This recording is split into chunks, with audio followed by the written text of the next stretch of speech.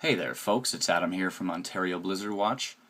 Just wanted to show you the map of the windstorm that is moving in for Christmas Eve into Christmas Day.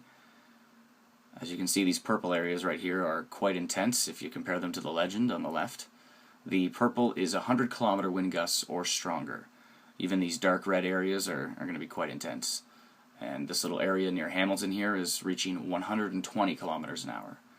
So those types of winds are starting to approach low-end tornado wind speeds, and we're dealing with hydro lines down, trees down, etc.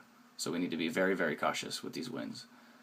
They will continue throughout the day. They'll be pushing to the east, and on the shores of Lake Ontario here, Prince Edward County, Belleville, Kingston, Oshawa, Cobourg, all these areas.